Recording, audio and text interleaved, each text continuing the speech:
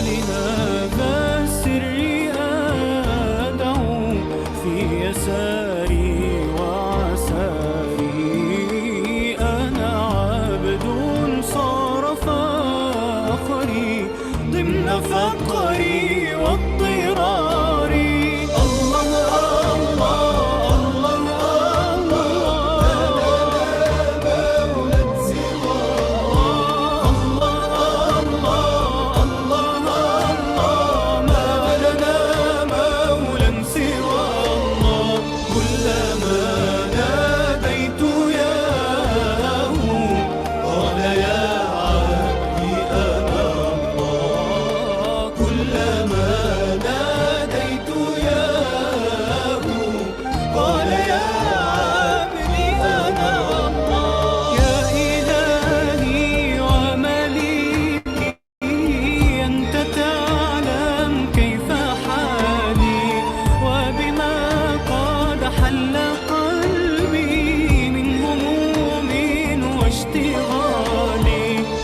تداركني بلطف منك يا مولى الموالي، يا كريم الوجه غثني قبل أن يفنى اصطباري.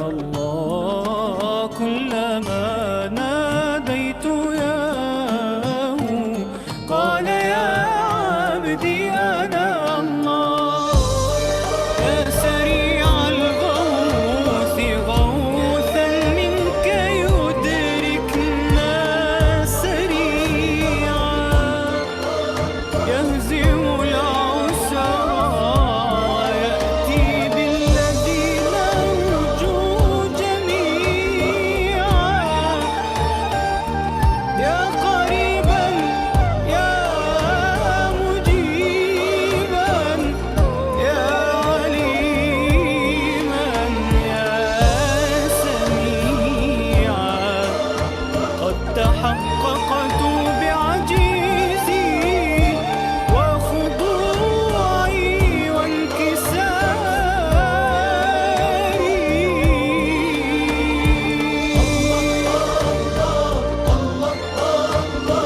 ما لنا مولى سوى الله، الله الله الله الله. ما لنا مولى سوى الله، كلما ناديت ياه قال يا عبدي أنا الله. كلما ناديت ياه قال يا عبدي أنا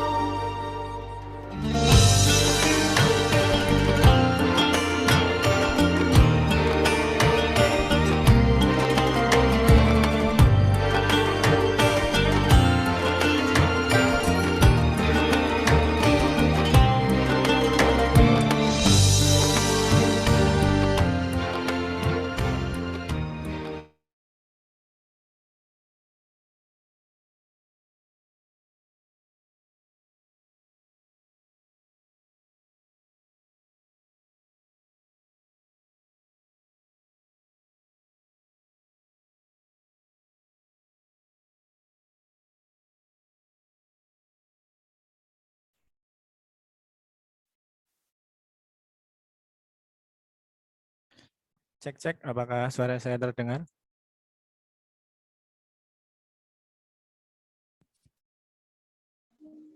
Terdengar. Oke, karena waktu sudah menunjukkan pukul 8.30 atau pukul setengah 9, mari kita mulai. Sebelumnya, Assalamualaikum warahmatullahi wabarakatuh. Waalaikumsalam warahmatullahi wabarakatuh. Yang saya hormati Ketua Umum kami UNS, Saudara Abar Rahmat, dan hadirin sekalian yang saya hormati. Pertama-tama marilah kita mengucap puji syukur kepada Tuhan Yang Maha Esa karena telah melimpahkan rahmat dan karunia-Nya sehingga kita bisa berkumpul dalam keadaan sehat dan dapat menghadiri acara Ngopi Susu 1 kami UNS. Tak lupa, sholawat serta salam semoga senantiasa kita haturkan pada junjungan besar Nabi Muhammad Shallallahu Alaihi Wasallam yang syafaatnya kita tunggu di yaumul kiamah nanti. Amin. Selanjutnya, perkenalkan saya selaku MC pada hari ini. Untuk memperkenalkan diri saya, nama saya Muhammad Pasya dari Prodi Pengelolaan Hutan Angkatan 2020 untuk memadu acara pada kesempatan kali ini. Berikut saya bacakan susunan acara pada malam hari ini. Acara pertama yakni pembukaan, acara kedua yakni tilawah, acara ketiga yakni sambutan ketua komisariat, acara keempat pengenalan moderator, acara kelima penyampaian materi diskusi, acara keenam diskusi dan tanya jawab, lalu acara ketujuh penutup acara. Acara selanjutnya yakni pembacaan tilawah ayat suci Al-Quran oleh Saudara Torik. Waktu dan tempat dipersilahkan. Baik. Bismillahirrahmanirrahim. Assalamualaikum warahmatullahi wabarakatuh. Suara saya terdengar jelas nggih? Terdengar. Baik. Mohon maaf sebelumnya karena saya tidak dapat on cam karena kondisi PC yang tidak mendukung begitu. Jadi mohon maaf. Semester 1 sampai semester 5 bagi lulusan tahun 2020. Bagi lulusan tahun 2020. A'udzubillahi minasyaitonirrajim. Bismillahirrahmanirrahim. Ijazah. Ya wis, nomor 2, auto sing isore gur ketentuan anu. Wassama'i wat-tariq wa ma adraka mat-tariq an-najmus sakib in kullu nafsin lamma 'alaiha falyanzuril insanu mimma khuliqa mimma in yakhruju min bainis sulbi wat-tara'ib innahu 'ala raj'ihi laqadir yauma tublas sarair fama lahu min quwwatin wala nasir was-samaa'i dhatir raj wal ardi dhatis sad innahu laqaulun fas wa ma huwa bil has innahum yakiduna kaida wa akidu kaida famahilil kafirina amhilhum ruwaida. Sadaqallahul adzim. Assalamualaikum warahmatullahi wabarakatuh. Waalaikumsalam warahmatullahi wabarakatuh. Masya Allah. Jazakillah khair Saudara Torik. Lalu acara selanjutnya yakni sambutan oleh Ketua kami Komisariat Salahuddin Al-Ayyubi kepada Saudara Abar Rahmat. Waktu dan tempat dipersilahkan.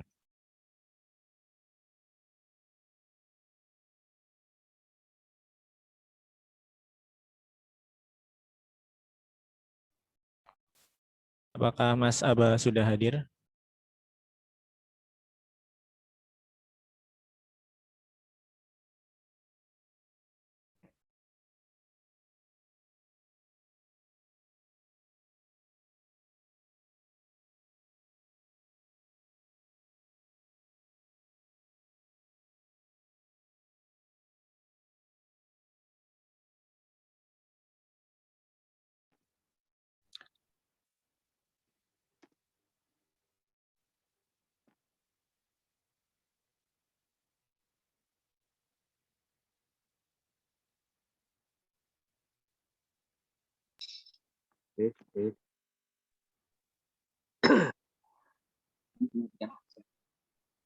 Si Anjani Nurlat Ipah si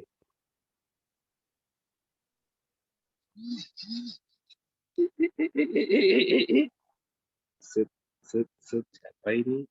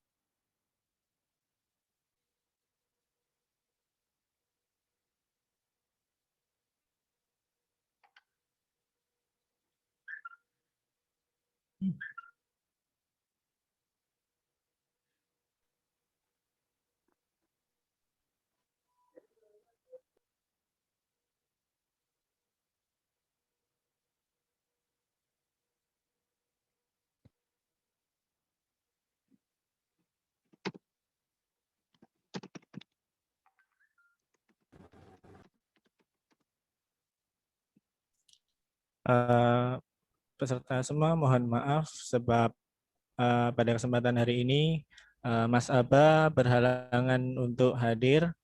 Oleh sebab itu, marilah kita lanjut kepada acara selanjutnya, yakni pengenalan moderator. Akan saya bacakan rangkuman CV moderator kita pada malam hari ini.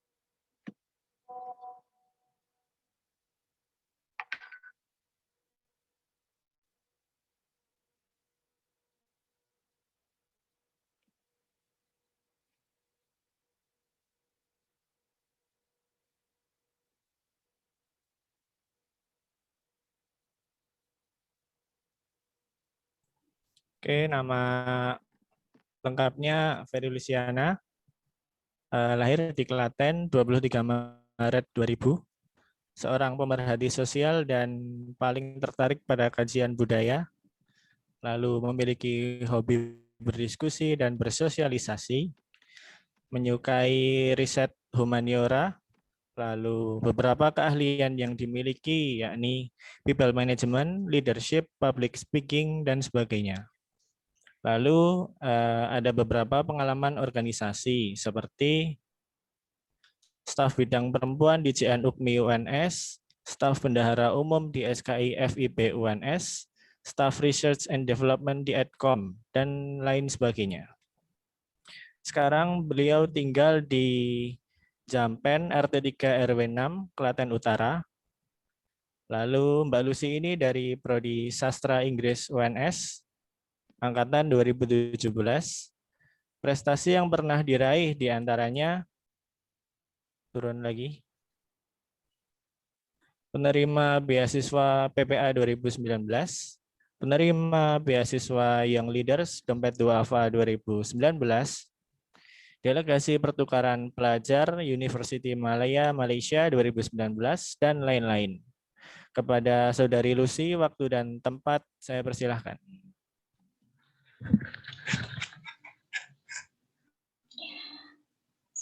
Lari-lari di lapangan Manahan, buka puasanya di Nurul Huda, duduk senyaman mungkin lebih disarankan, asal jangan terlalu nyaman, kalau ujungnya ditinggalkan.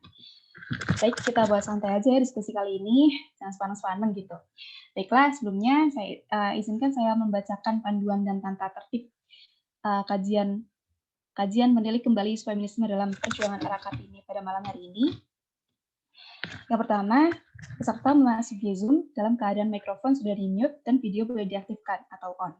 Yang kedua, tidak diperkenankan menyalakan mikrofon saat materi disampaikan. Yang ketiga, untuk sesi tanya-jawab, silakan menggunakan format izin bertanya, _nama atau raise hand, dan menyalakan mikrofon apabila sudah diizinkan oleh moderator. Keempat, selama diskusi berlangsung, dilarang menyela pembicara saat sedang memaparkan materi. Yang selanjutnya, dilarang spam pada kolom chat Zoom. Yang terakhir, apabila ada peserta yang tidak menaati peraturan di Zoom, panitia akan mengeluarkan peserta tersebut dari forum diskusi. Baik, bismillahirrahmanirrahim. Assalamualaikum warahmatullahi wabarakatuh.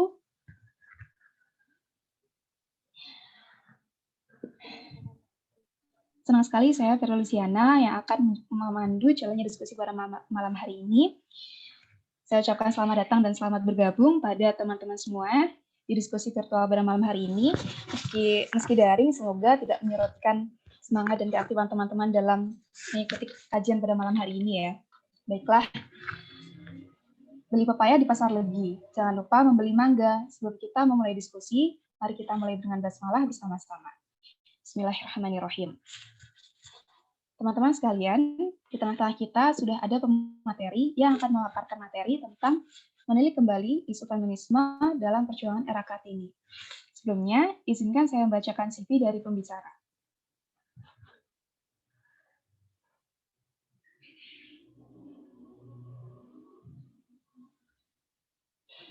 Baik, nama pembicara kita kali ini bernama Mbak Sarah Larasati Mantovani. Beliau adalah seorang penulis dan aktivis.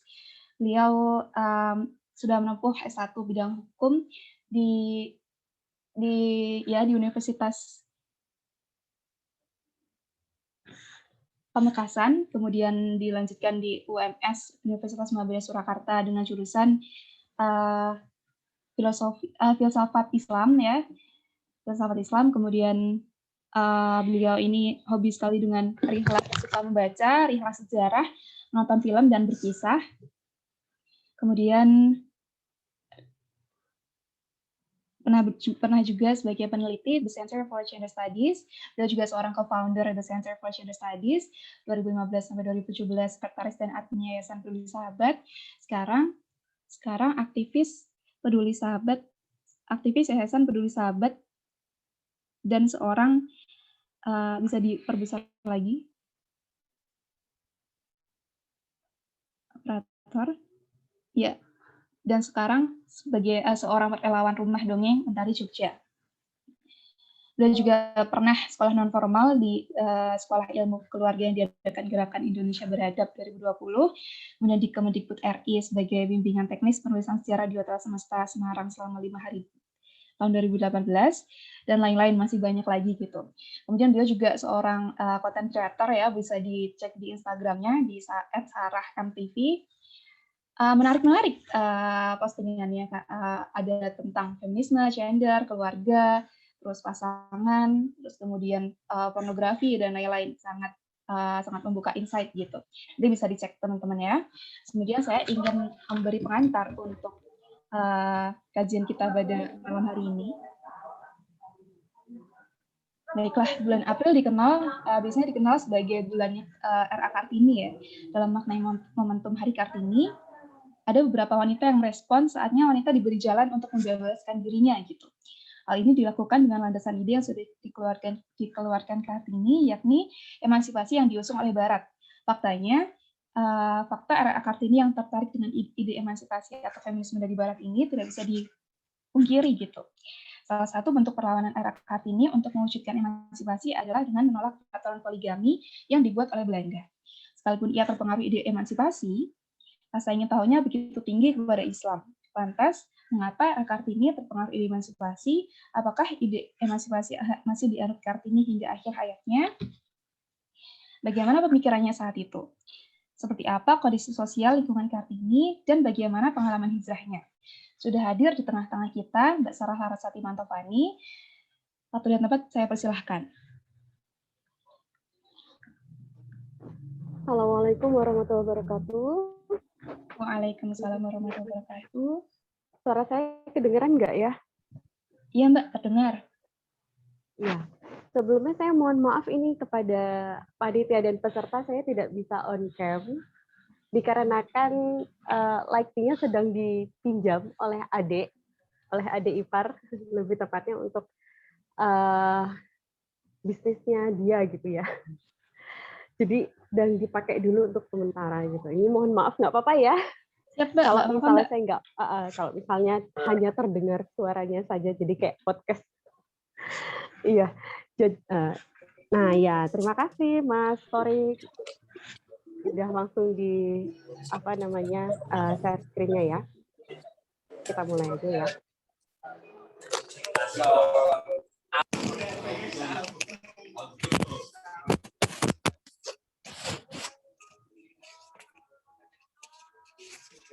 Bismillahirrahmanirrahim. Nahmaduhu wa nasta'inuhu wa nastaghfiruhu wa na'udzu billahi min syururi anfusina wa min sayyiati a'malina. May yahdihillahu fala mudilla lahu wa may yudlilhu fala hadiya lahu.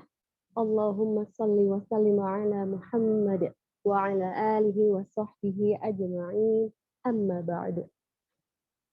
Terima kasih sebelumnya saya ucapkan kepada teman-teman kami UNS ya, Komsat Salahuddin Al-Ayubi ya kalau nggak salah namanya ya.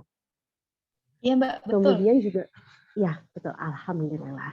Kemudian juga kepada para peserta yang sudah hadir malam ini, kalau nggak salah ada sekitar 60-an ya, Mbak. Saya manggilnya Mbak Ferry apa Mbak Lucy nih? Biasanya dipanggil Mbak Lucy, Mbak. Oh, Mbak Lucy. Dipanggil Ya. Lucy maksudnya. Oh iya. Iya, siap. Santai aja. Iya, ada sekitar 60-an ya, Mbak Lucy. Iya. Sebelumnya saya mengucapkan terima kasih juga kepada para peserta yang sudah hadir malam ini, meluangkan waktunya untuk membahas, kita sama-sama membahas soal Kartini. Jadi sebenarnya pembahasan Kartini ini memang dari tahun ke tahun memang selalu menarik ya. Kalau pada awalnya itu kan kita dahulunya merayakan Hari Kartini dulu termasuk saya juga, itu saya nggak paham kenapa sih ini Kartini kok harus dirayakan gitu kan setiap tanggal 21 April gitu kan. Dirayakannya tuh misalnya dengan, kalau dulu saya waktu SD itu pakai baju adat gitu kan ya. Baju adatnya terserah macam-macam, baju adat Jawa, Palembang, Padang, dan lain sebagainya gitu. Nah terus ketika saya makin besar gitu kan ya, alhamdulillah ketertarikan saya kepada sejarah itu mulai ada gitu pas SMA kuliah gitulah ya, kuliah S1. Iya, kalian saya juga mau revisi.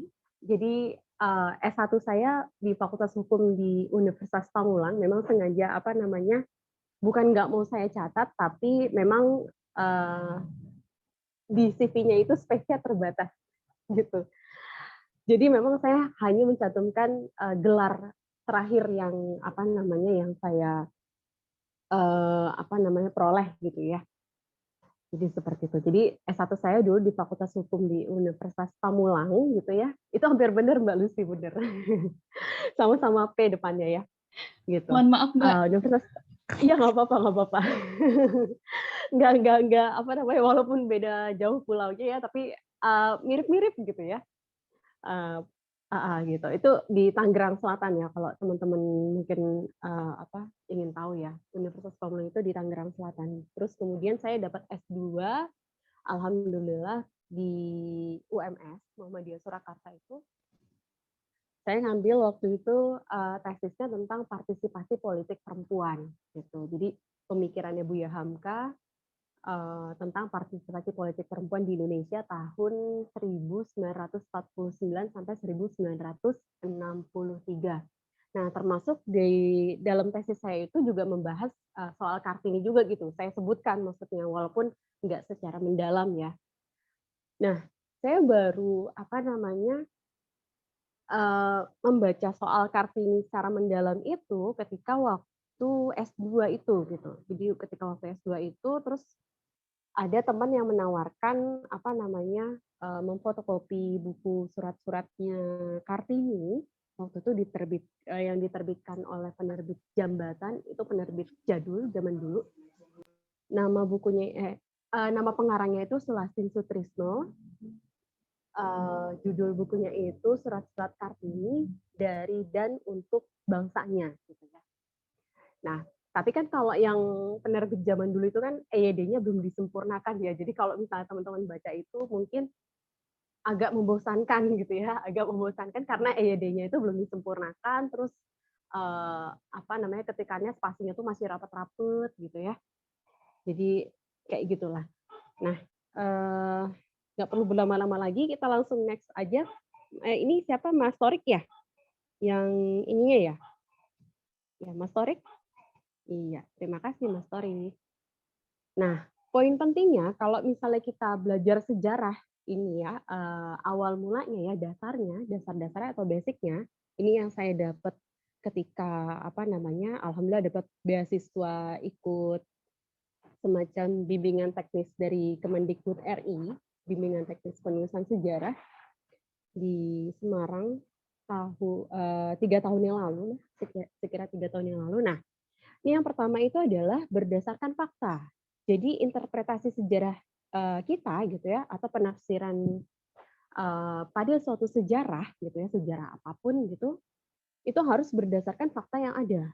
Tidak boleh jauh dari fakta gitu ya.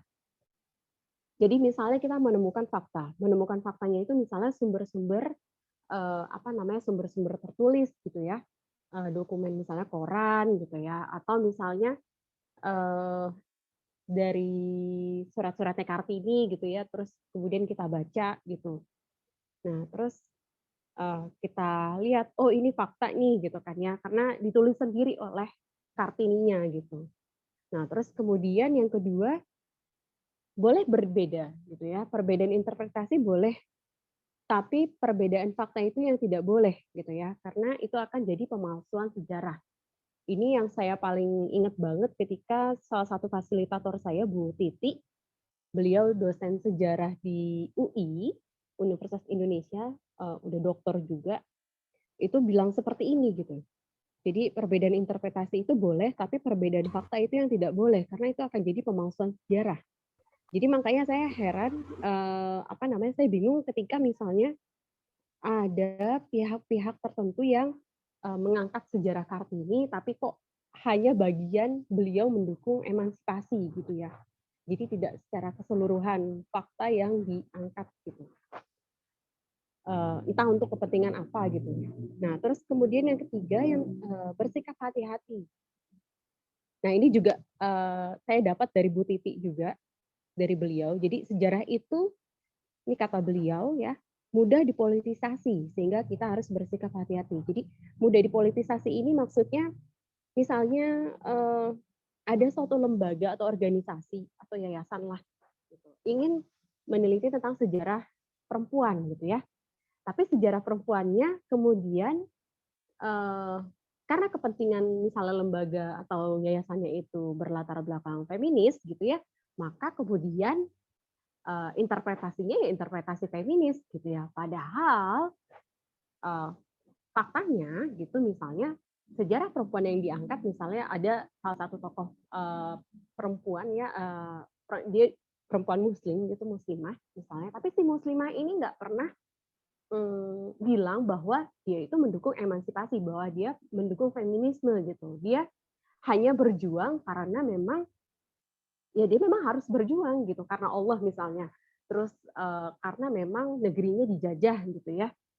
Tapi dia nggak pernah keluar satu kata pun gitu bahwa dia berjuang itu karena feminisme gitu ya, karena kesetaraan gender misalnya. Nah, ini yang harus hati-hati gitu. Bagi teman-teman kalau ketika membaca sejarah gitu ya. Ini pesan dari saya. Meneruskan pesan dari fasilitator saya Bu Titi gitu ya. Nah, terus kemudian saya juga mengutip salah satu penulis sejarah, Pak Agung namanya. Beliau kalau nggak salah penulis buku juga, penulis buku sejarah, gara-gara sejarah apa ya kalau nggak salah ya. Nah, ini beliau bilang, kita harus memandang peristiwa masa lalu itu dengan jiwa zaman masa lalu. Zeitgeist, jangan memandang dengan jiwa zaman yang sekarang gitu ya.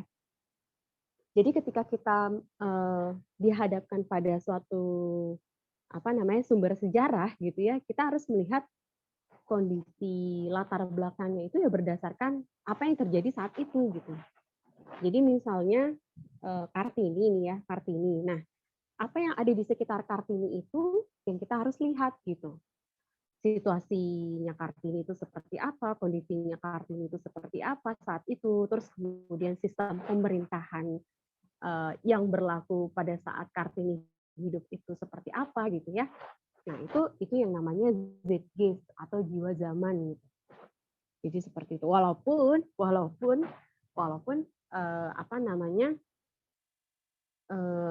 itu memakai pemahaman yang kita yang saat ini gitu maksudnya. Karena kan kita hidup di masa kini ya, gitu ya. Itu tadi sempat dikoreksi juga sama Ustaz Tiar. Jadi seperti itu. Jadi zeitgeist atau jiwa zaman itu juga penting. Nah, terus kemudian next, Mas Torik.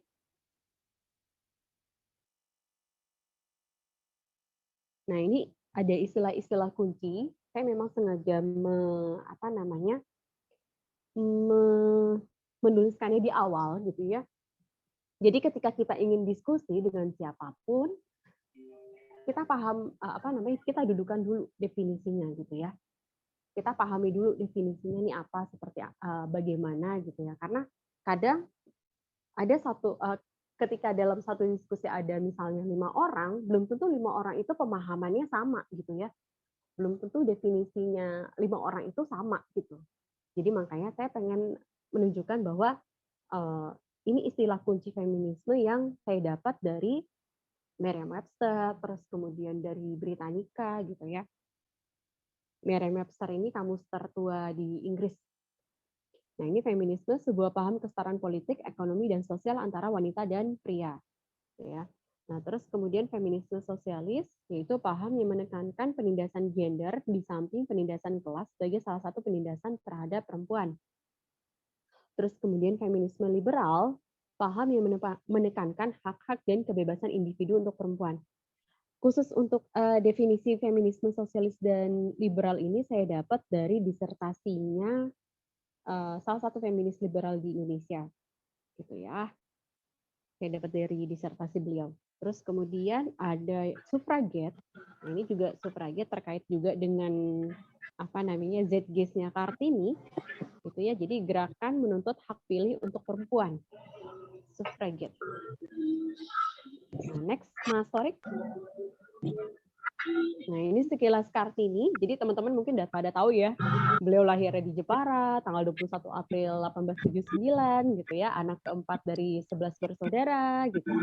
Nah, itu silsilahnya itu saya lampirkan dari buku, buku yang ditulis salah satu kerabat beliau, Siti Sumandari Suroto, biografi Kartini judulnya. Itu saya ambil dari sana, gitu. Jadi saya foto, gitu. Alhamdulillah, suami punya bukunya gitu. Nah, menariknya ketika saya ingin mengangkat tentang Kartini ini, suami itu berpesan, kan suami saya kan orang Jawa ya, Jawa Tulen lah, Jawa Jogja tapi.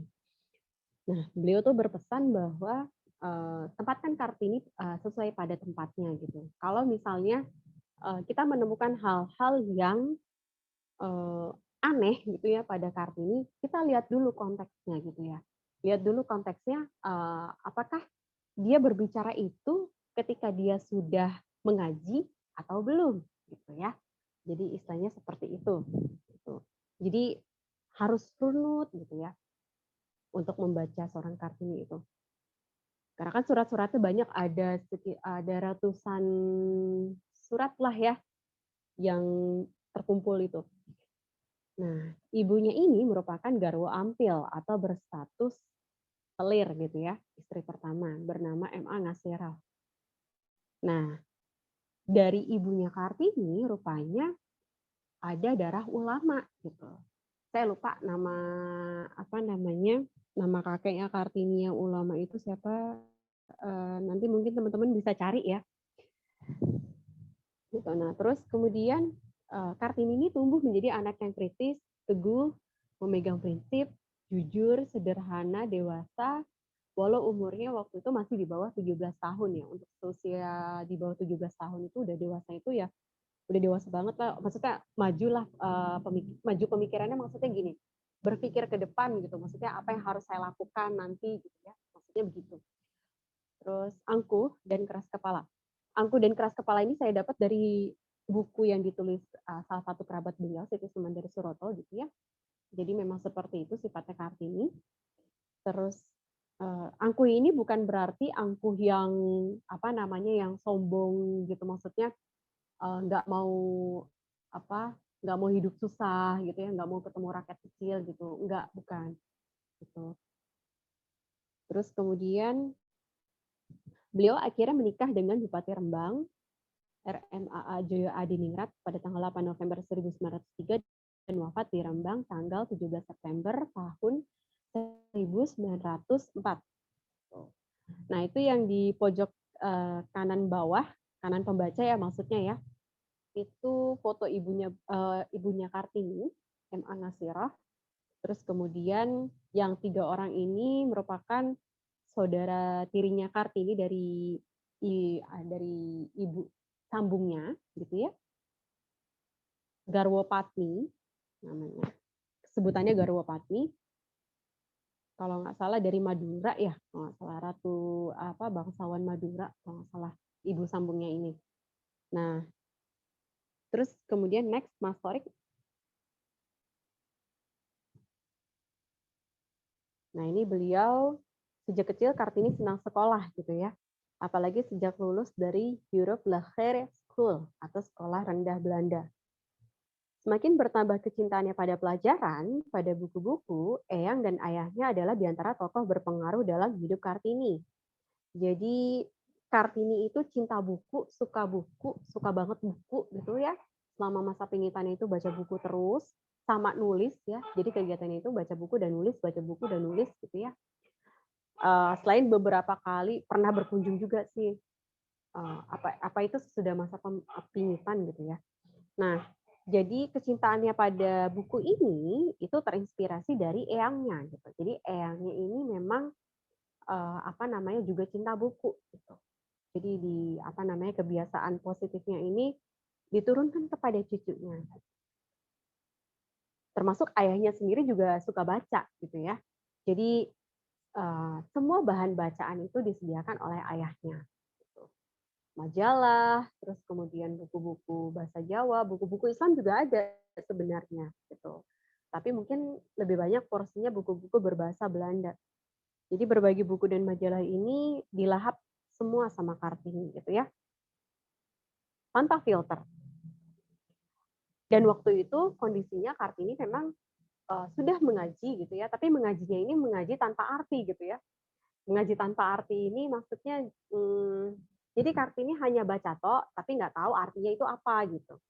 Nggak tahu ini terjemahannya apa gitu. Pokoknya baca aja gitu ya, disuruh baca aja. Nah, giliran Kartini menanyakan apa maksud artinya gitu ya, apa maksud terjemahannya ke guru ngajinya ini malah marahin dia gitu ya. Malah marahin beliau gitu. Jadi seperti itu. Nah, sehingga tak heran jika Kartini mengagumi semboyan revolusi Prancis pada saat itu. Liberté, égalité, fraternité. Nah, jadi seperti itu. Next, Mas Torik. Nah, ini kondisi sosial lingkungan Kartini. Ini masih terkait tadi dengan Zeitgeist, gitu ya.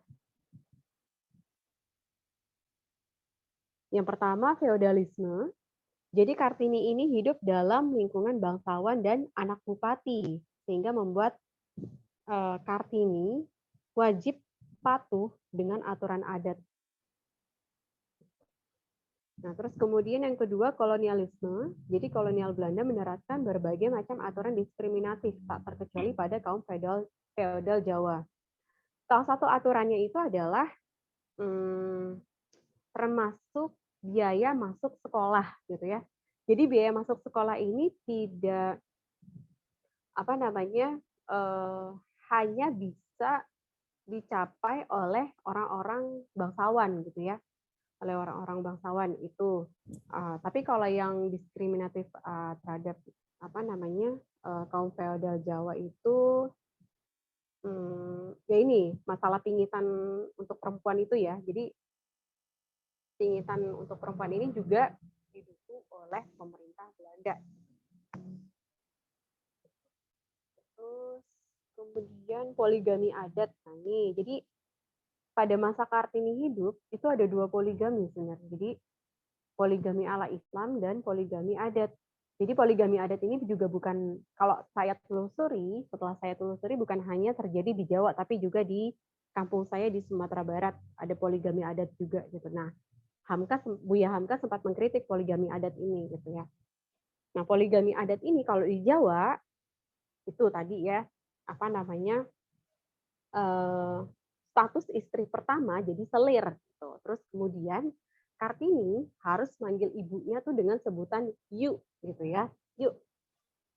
Bukan ibu atau mungkin kalau kita sekarang bilangnya mama gitu ya. bukan mama tapi harus you gitu ya.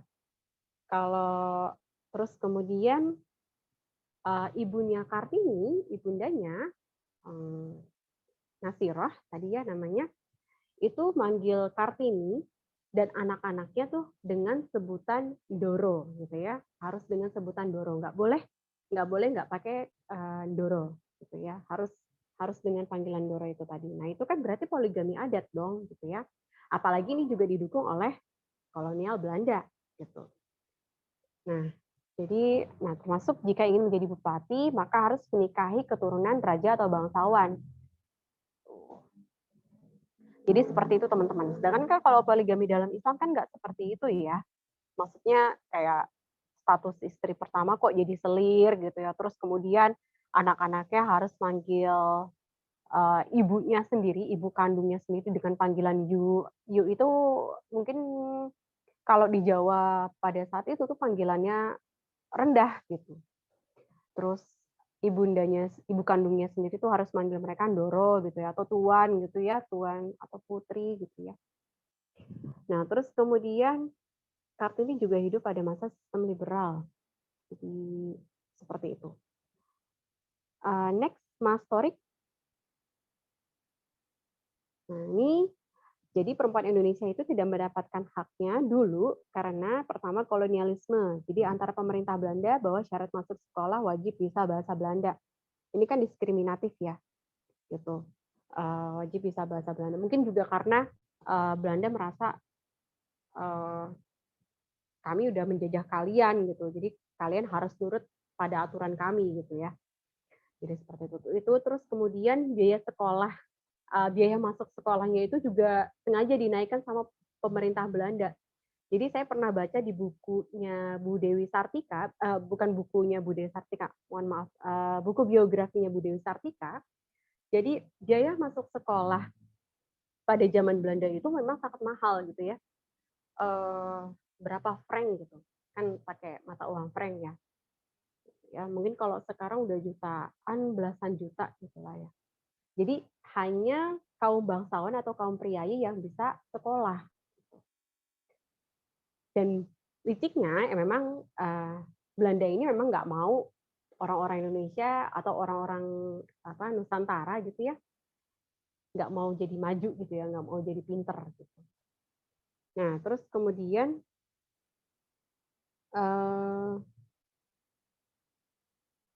perempuan Indonesia tidak mendapatkan haknya selain itu karena adat gitu. Karena adat ini, jadi jika Islam membolehkan perempuan menuntut ilmu lain halnya dengan adat. Nah, seperti yang dialami muslimah kauman Jogja ya, maksudnya ya saat itu. Nah, jadi muslimah kauman saat itu nggak boleh sekolah karena peraturan adat gitu ya, bukan karena agama gitu. Nah, terus kemudian karena feodalisme gitu, feodalisme yang didukung kolonialisme melahirkan diskriminasi luar biasa khususnya untuk perempuan Jawa. Makanya kan Kartini meminta dengan sangat gitu ya kepada pemerintah Belanda agar memberikan pendidikan untuk perempuan Jawa itu di dalam suratnya. Jadi seperti itu. Jadi perempuan Jawa itu nggak boleh sekolah gitu ya. Mau yang pribumi maupun boleh sekolah tapi nggak boleh lanjut ke pendidikan tinggi gitu. Jadi kayak Kartini gitu pendidikannya hanya cukup sekolah rendah tadi itu ya, Europe Lagere School itu. Sekolah rendahnya Belanda. Next, Mas Torik. Nah, ketika pada masa Kartini hidup, ada seorang feminis ini juga yang menyuarakan emansipasi gitu ya, atau pembebasan gitu ya, pembebasan terhadap perempuan gitu di Inggris sana gitu ya, di Inggris, dan akhirnya pergerakan itu meluas sampai ke mungkin ke banyak negara gitu ya, ke banyak negara termasuk waktu itu ke Indonesia juga gitu. Nah, feminis Marxis termasuk nanti ada kaitannya juga dengan si Stella, teman penanya Kartini. Jadi pada saat Kartini hidup, ada seorang feminis Marxis namanya Emmeline Pankhurst. Beliau ini menginisiasi sebuah organisasi namanya Women Social and Political Union atau serikat Serikat Sosial dan Politik Wanita pada tahun 1903 ya. Itu kan 1903 Kartini masih hidup ya. Kan Kartini masih hidup sampai 1904 gitu. Nah, terus kemudian beliau ini merupakan motor utama suffragettes di Inggris gitu ya. Nah, mereka menuntut hak pilih atau suffrage. Jadi suffrage ini merupakan sebuah gerakan untuk menuntut hak pilih bagi perempuan ya. Jadi saat itu ya untuk perempuan yang saat itu berada dalam kuasa partai-partai liberal. Jadi gitu. Sampai si Emmeline Pankhurst ini dikenal udah kenyang lah masuk keluar penjara berkali-kali sampai belasan. Terus sempat mogok makan. Pokoknya mereka tindakannya itu radikal dan sekaligus ekstrim sampai memecahkan kaca-kaca gedung pemerintahan Inggris pada saat itu. Terus yang paling ekstrim lagi itu salah satu kadernya gitu ya, kalau kita sekarang bilangnya kader ya. Itu salah satu anggotanya, anggota WSPU tadi itu sengaja bunuh diri gitu ya, menabrakkan diri ke kuda raja. Jadi pada saat itu kan lagi ada semacam pacuan kuda ya. Jadi olahraga pacuan kuda yang diperjudikan juga pada saat itu. Nah, jadi event pacuan kuda itu sengaja dimanfaatkan oleh si WSPU ini untuk supaya pemerintah mau mendengarkan suara mereka gitu. Jadi saking kepengennya, saking ingin pemerintah itu mendengarkan suara mereka, jadi mereka melakukan tindakan-tindakan yang ekstrem gitu ya, sekaligus radikal. Jadi seperti itu. Nah, terus kemudian Emmeline Pankhurst ini rupanya bukan hanya mempengaruhi banyak perempuan di hampir seluruh dunia gitu. Termasuk si Stella sendiri ini, dia ini seorang feminis sosialis. Feminis Marxis sosialis kan mirip-mirip ya, sama. Next. Nah, story. Nah, ini mereka penting dalam hidup Kartini. Gitu. Jadi selain eyangnya dan ayahnya tadi namanya RMA Sosroningrat. Jadi kakak laki-lakinya RMA Sosrokartono. Jadi RMA Sosrokartono ini sempat kuliah di Belanda ya, teman-teman. Sempat kuliah di Belanda, terus kemudian bertukar surat. Kalau misalnya teman-teman udah pernah lihat film Kartininya yang disutradari oleh Mas Hanung Bramantyo, nah itu kan ada Kartono ya, Sosro Kartono yang diperankan sama Reza Rahadian. Itu. Jadi Kartono ini juga kurang lebih mempengaruhi pemikiran dan sikapnya Kartini gitu ya. Termasuk nanti Kartono inilah yang mengenalkan Kartini pada sosok seorang kiai. Nah, ini Ngasirah, ibu kandung Kartini juga, gitu ya.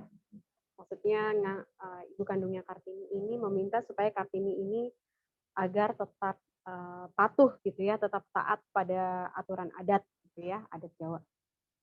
Seperti itu. Walaupun Kartini sendiri enggan gitu ya, nggak mau ngapain sih gitu ya, jadi seperti itu atau terpaksa menjalankan. Next, Mas Torik. Nah, ini salah satu perempuan yang menjadi inspirasi Kartini dalam hal emansipasi gitu ya. Nah, kalau misalnya kita berbicara soal meneliti isu feminisme dalam biografi Kartini, dalam hidup Kartini, sosok ini nggak bisa dilepaskan gitu ya dalam hidup Kartini. Saya juga baru tahu ternyata Kartini ini terinspirasi dari pergerakannya Pandita Ramabai gitu. Saya baru tahu ketika membaca biografi Kartini yang ditulis oleh salah satu kerabatnya beliau, Bu Siti Sumandari Suroto. Gitu. Jadi Pandita Ramabai ini merupakan sosok yang dikagumi Kartini, lahir 23 April juga, sama-sama April ya, udah lewat ya, kemarin itu 23 April, tahun 1858 dari kasta Brahmana. Makanya namanya kan Pandita ya. Pandita itu kasta yang paling tertinggi dalam kastanya Hindu gitu, agama Hindu. Jadi bernama asli Ramabai Dongre. Pandita Ramabai. Jadi Pandita ini semacam gelar lah, gelar dalam agama Hindu. Gitu. Karena ayahnya si Ramabai ini juga merupakan seorang cendekiawan Hindu gitu. Dia mengajarkan bahasa Sanskerta. Jadi si Pandita Ramabai ini mendapatkan pelajaran bahasa Sanskertanya dari ayahnya langsung gitu, diajari oleh ayahnya langsung. Nah, terus kemudian langsung pada bulan Maret 1889 Ramabai membuka sekolah di Bombay bernama Sorada Sadan untuk wanita dan terutama untuk para janda. Kalau teman-teman pengen tahu lebih banyak soal Pandita Ramabai, saya udah pernah nulis kemarin saat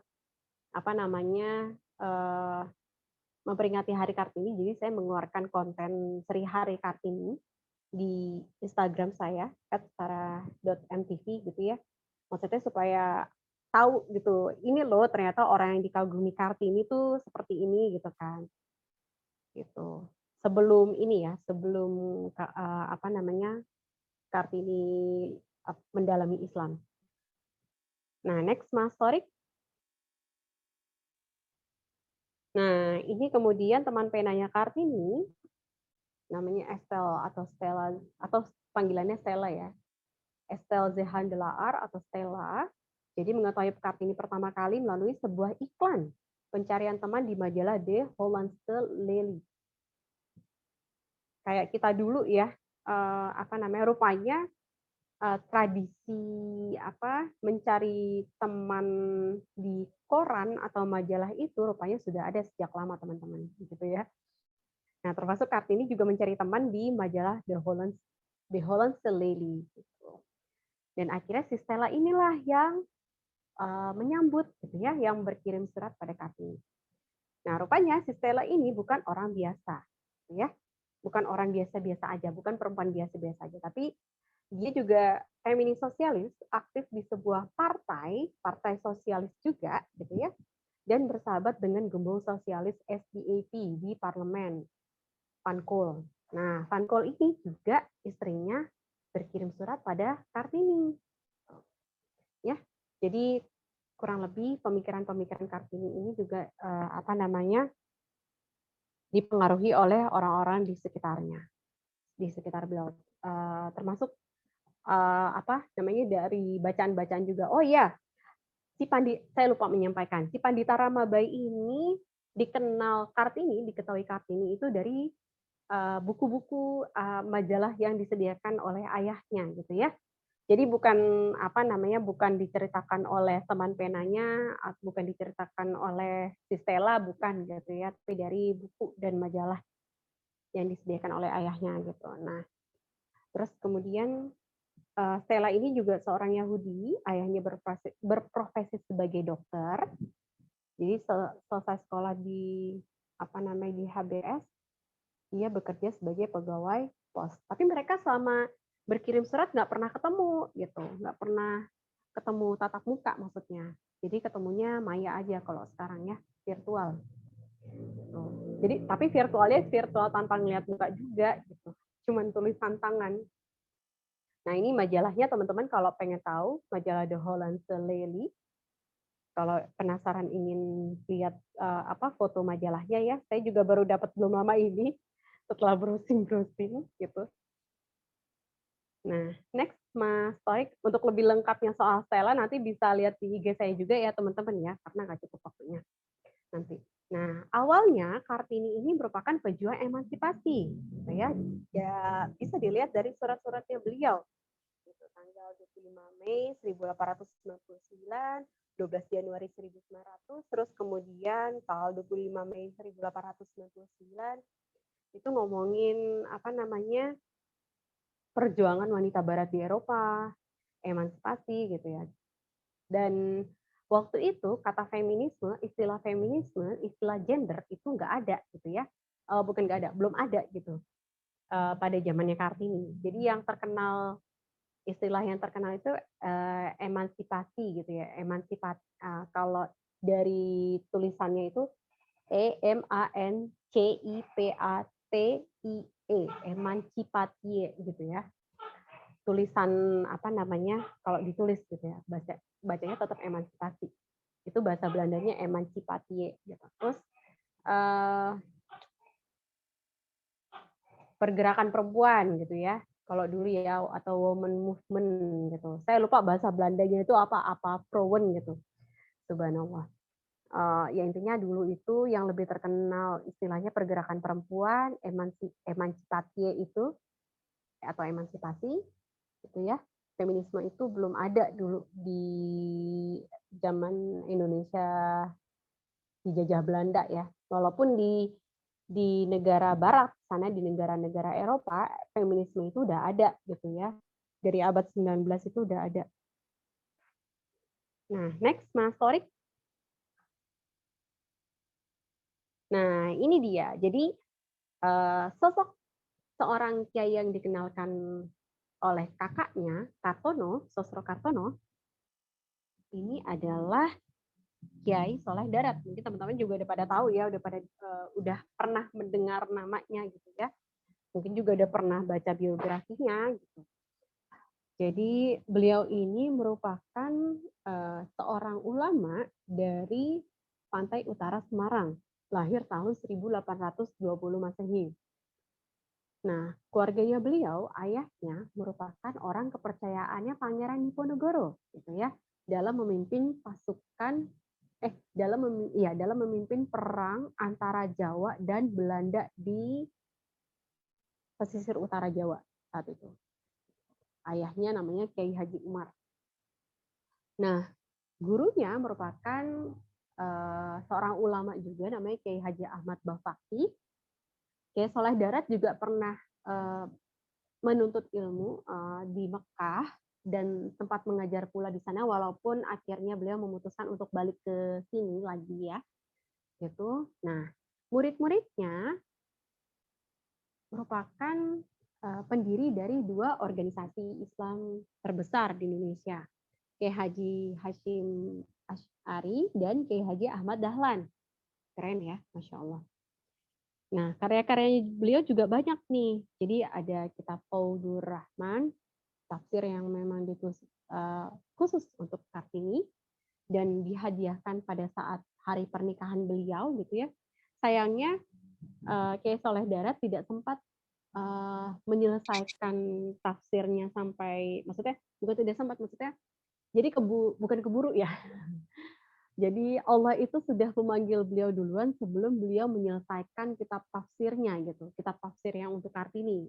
Jadi tafsirnya itu tidak sampai keseluruhan 30 juz ya. Jadi seperti itu. Next Mas Torik. Masya Allah ya.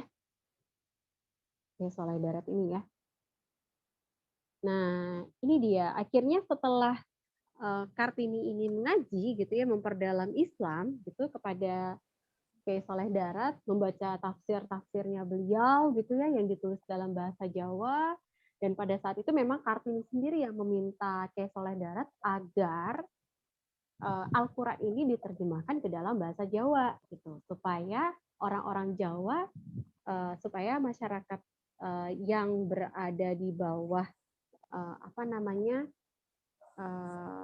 kepemimpinan Bupati Jepara itu paham dengan Al-Quran gitu. Jadi nggak cuma sekedar baca tapi nggak tahu artinya.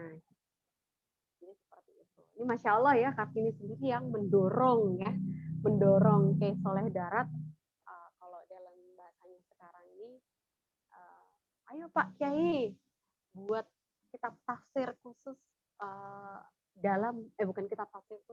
buat kitab tafsir dalam bahasa Jawa, karena memang belum pernah ada ulama yang menerjemahkan Al-Quran itu ke dalam bahasa Jawa gitu ya.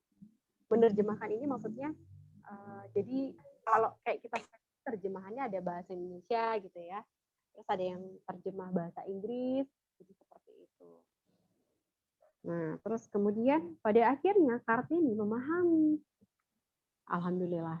Jadi Kartini memahami bagaimana tidak beradabnya masyarakat Eropa yang beliau lihat langsung, ya. Jadi seperti misalnya yang kritik-kritik beliau itu yang pernah saya baca di surat-suratnya itu sama di buku biografinya beliau yang ditulis salah satu kerabatnya tentang apa ya, pengamatan Kartini ketika melihat orang-orang Belanda itu kok mereka pada minum alkohol, mabuk-mabukan, minum anggur gitu ya. Nah itu Kartini nggak suka kayak gitu. Terus kemudian pergaulan antara orang-orang Belanda itu kok bebas banget gitu ya. Mereka ya kayak main perempuan. Ya seperti itulah, itu Kartini yang lihat langsung gitu. Beliau yang cerita sendiri di dalam suratnya. Saya lupa tanggal berapa itu suratnya. Tapi ada. Nah ini makanya Kartini kan jengah ya. Maksudnya, kok lama-lama ilfil gitu ya. Hilang rasa kagumnya kepada masyarakat Eropa yang dulu pernah dibanggakan oleh beliau gitu ya. Ini setelah melihat langsung ya perilaku masyarakat Eropa yang jauh dari adab gitu ya. Jadi beliau membandingkan dengan masyarakat Jawa gitu, pada saat itu. Masih berhadapan, kalau sekarang penilaian beliau itu bukan mungkin ya, masih beradab masyarakat Jawa daripada masyarakat bukan masyarakat Hindia Belanda, daripada masyarakat negeri Belanda, daripada rakyat Belanda. Nah, ini sudah lewat masanya, semula kami mengira masyarakat Eropa itu benar-benar yang terbaik, tiada tara. Maafkan kami, apakah Ibu menganggap masyarakat Eropa itu sempurna? Dapatkah Ibu menyangkal bahwa di balik yang indah dalam masyarakat Ibu, terdapat banyak hal yang sama sekali tidak patut disebut peradaban? Tidak sekali-kali kami hendak menjadikan murid-murid kami sebagai orang setengah Eropa atau orang Jawa ke barat-baratan. Ini surat Kartini kepada Nyonya Abendanon. Jadi mengkritik secara langsung ya. Jadi Kartini ini termasuk yang berani gitu. Blak-blakan lah gitu ya. Orang Jawa tapi blak-blakan. Itu saat tanggal 27 Oktober 1902. Ini sebelum beliau nikah ya. Nah, terus kemudian ada lagi suratnya kepada Nyonya Van Kool. Tadi ya gembong sosialis ya dari partai SDAP. Saya bertekad dan berupaya memperbaiki citra Islam yang selama ini kerap menjadi sasaran fitnah. Semoga kami mendapat rahmat, dapat bekerja membuat agama lain memandang Islam sebagai agama yang disukai. Jadi kayak gitu. Jadi ketika ada perubahan drastis ya, ketika Kartini sebelum mengaji dan sesudah mengaji ya, Masya Allah ya, berkat dikenalkan oleh kakaknya Kartono.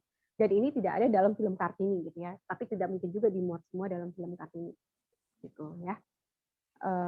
Tapi kalau menurut saya ini bagian yang sangat penting gitu. Jadi perubahan pemikirannya Kartini sebelum dan sesudah mengaji itu penting gitu ya, ketika melihat isu feminisme atau isu emansipasi ini. Gitu. Nah, terus kemudian yang menarik, ini saya sempat juga menulis tentang Kartini dan pendidikan budi pekerti waktu itu untuk majalah Tablik. Sebentar, saya cari dulu. Bagus banget ini suratnya teman-teman. Kita di bagian akhir juga ya.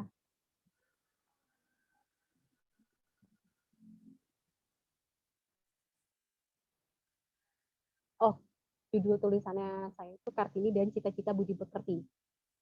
Nah, jadi pemikiran dan cita-cita budi pekertinya Kartini oleh Sulastin Sutrisno yang saya kutip ya, diberi judul pikiran yang dikutip dari surat-surat yang tidak diumumkan. Salah satunya ialah nota yang ditulis Kartini dengan judul Berilah Orang Jawa Pendidikan. Ya. Nah ini saya langsung aja. Ini sempat dikutip juga loh kemarin sama Bu Sri Mulyani Indrawati ketika memperingati Hari Kartini. Kemarin. Saya lihat sempat dikutip juga kalimat beberapa kalimat dalam nota tak tertulis nota surat-surat yang tidak diumumkan ini ya. Nah, budi luhur ini tak terhingga gunanya bagi rakyat. Ke arah itulah bangsawan harus dibawa oleh pemerintah. Dan ini hanya dapat dicapai apabila bangsawan diberi pendidikan yang baik. Pendidikan yang bukan semata-mata didasarkan atas kecerdasan otak, melainkan yang sungguh-sungguh memperhatikan pembentukan akhlak pula. Nah, ini memperhatikan pembentukan akhlak. Kartini sudah menulis pembentukan akhlak. Soal itulah yang harus diperhatikan pada semua pengajaran yang akan diberikan kepada orang Jawa. Dan masyarakat Bumi Putra ini maksudnya masyarakat Hindia Belanda ya. Jadi maksudnya kalau sekarang rakyat Indonesia gitu. Dan masyarakat Bumi Putra amat sangat memerlukan landasan budi pekerti yang lebih baik.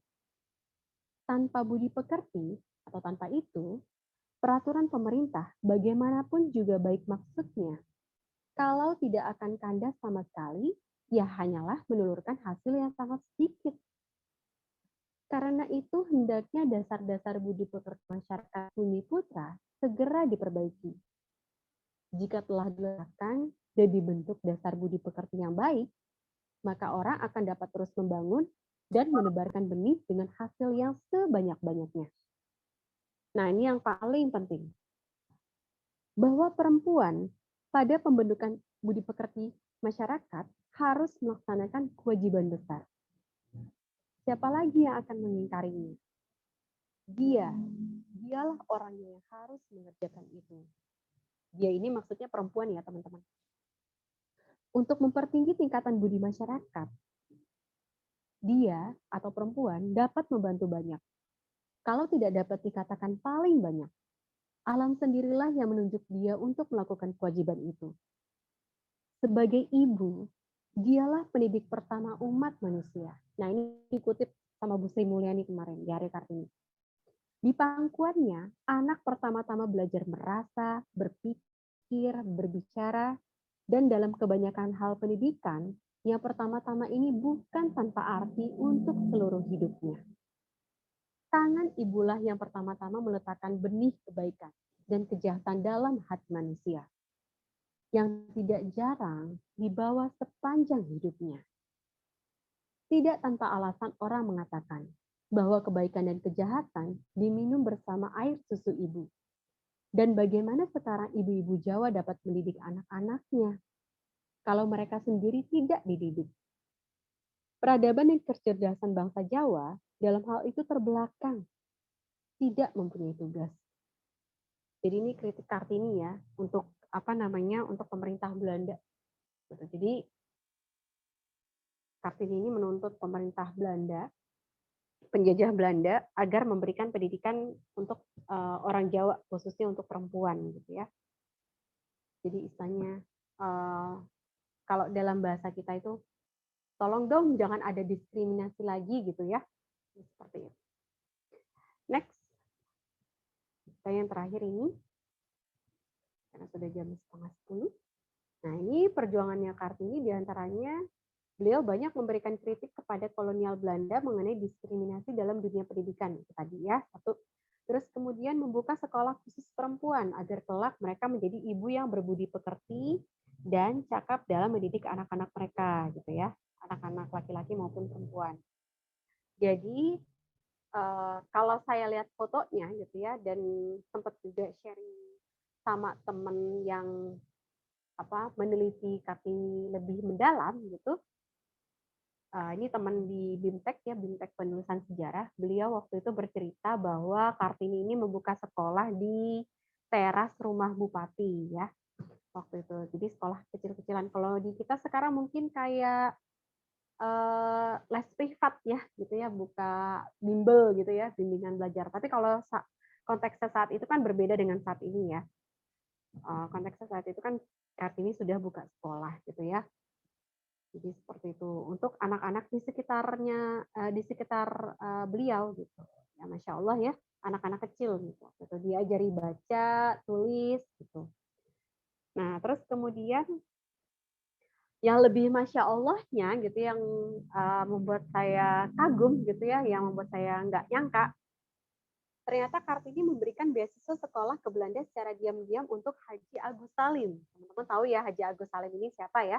Beliau tokoh Minang, tokoh Islam, pejuang juga, pahlawan juga, masya Allah, gitu ya, pejuang dari Masyumi, yang dikisahkannya Kartini ini tidak punya cukup uang untuk lanjut ke sekolah ke jenjang yang lebih tinggi. Masya Allah ya, jadi pada waktu itu memang pilihannya Kartini sekolah atau menikah. Sama kayak kita sekarang ya problemnya ya, mau lanjut kuliah atau nikah nih gitu ya. Nah, tapi kalau Kartini lebih kompleks gitu, lebih kompleksnya karena dari dulu kan beliau punya cita-cita sekolah tinggi gitu ya, sekolah tinggi, dan sekolah tingginya itu beliau pengennya ke Belanda waktu itu ya. Apalagi setelah ngelihat kakaknya Kartono itu sekolah di Belanda gitu ya, wah malah tambah kepengen ya Kartini itu gitu. Nah pada akhirnya beliau lebih memilih untuk menikah gitu ya, menikah dengan Bupati Rembang tadi ya, Joyo Adiningrat. Dan akhirnya beasiswa yang sudah ditawarkan, yang sudah ditawarkan kepada Kartini, yang sudah beliau perjuangkan gitu ya sebelumnya, akhirnya dikasih ke Haji Agus Salim. Masya Allah ya, beliau nggak menyebut nama sih kalau nggak salah waktu itu, menyebutnya pemuda asal Minang kalau nggak salah, ingat itu saya baca. Pemuda asal Minang ini nggak punya uang gitulah misalnya untuk melanjutkan ke sekolah yang lebih tinggi lagi. Jadi seperti itu teman-teman, kurang lebihnya saya mohon maaf. Saya kembalikan lagi kepada Mbak Lucy. Nah ini sumber dan rekomendasi buku-bukunya. Jazakallahu khairan kepada Mbak Sarah yang telah memaparkan materinya ya, mencerahkan sekali materinya. Kemudian kita masuk ke sesi berikutnya, sesi yang kita tunggu-tunggu, yaitu sesi diskusi. Monggo apabila ada pertanyaan yang disampaikan, 3 pertanyaan, bisa dimanfaatkan fitur chatnya atau juga bisa langsung voice. Silakan.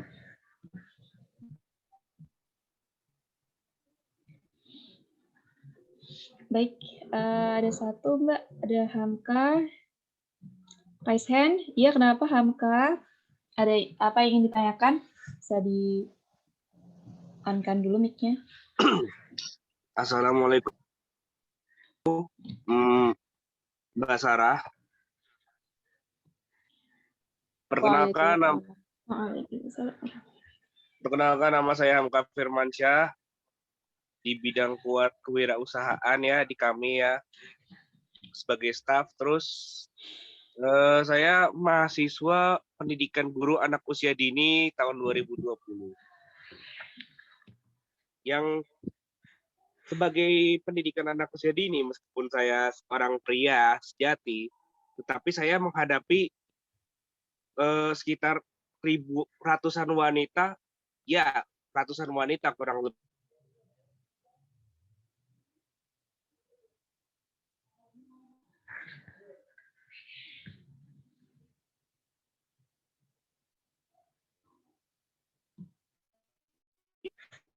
Dan harus haknya itu sama seperti ini ya. Haknya itu harus sama. Jadi kita itu jangan menyepelekan wanita gitu. Apakah emansipasi itu masih ada gitu? Apakah anti feminisme itu masih ada di zaman sekarang? Saya katakan masih sangat banyak ya. Contohnya begini, ketika lelaki atau wanita, misalkan saya mengambil guru PAUD gitu, kok kamu ngambil guru PAUD, kan anak TK itu cuma bisa tepok-tepok doang, nanti kamu nyuciin lo. Kalau dia maaf pup sembarangan, atau nanti kamu kalau nangis ngibur dia lo, nanti kamu nyuapin lo, nanti kamu tepak-tepok gitu. Kan orang kampung itu biasalah kalau melihat itu kan tugasnya cewek gitu, kok kamu mau gitu. Lah salahnya apa?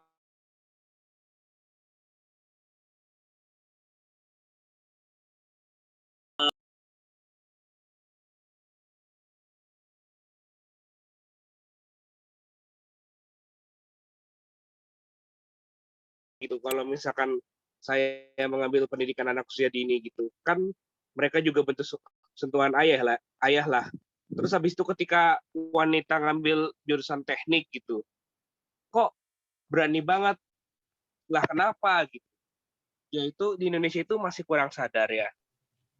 Aneh ya. Pertanyaannya bagaimana membuka mata hati orang Indonesia supaya hal-hal ini tuh tidak bisa terjadi. Katanya sudah tidak ada emansipasi wanita, tapi ternyata di lapangan itu malah banyak hal-hal yang melecehkan wanita gitu. Terima kasih. Mas Hamka, mohon maaf ada chat yang masuk dari Mbak Sarah.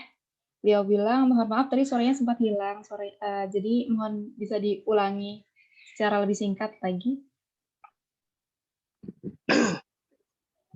Ya, maaf Mbak Sarah sebelumnya. Jadi di Indonesia itu banyak ya yang masih sangat emansipasi sekali ya. Istilahnya kayak misalkan laki-laki ngambil PAUD atau sebaliknya, misalkan cewek ngambil teknik itu kan kok begitu gitu. Apalagi di jurusan saya itu katanya cuma tepak-tepok doang gitu kan, istilahnya menurut saya terlalu merendahkan wanita lah. Pertanyaan saya cuma satu, bagaimana caranya membuka mata hati mereka supaya tidak emansipasi lagi, supaya mereka lebih terbuka gitu. Kenyataannya itu nggak 100% hilang. Terima kasih.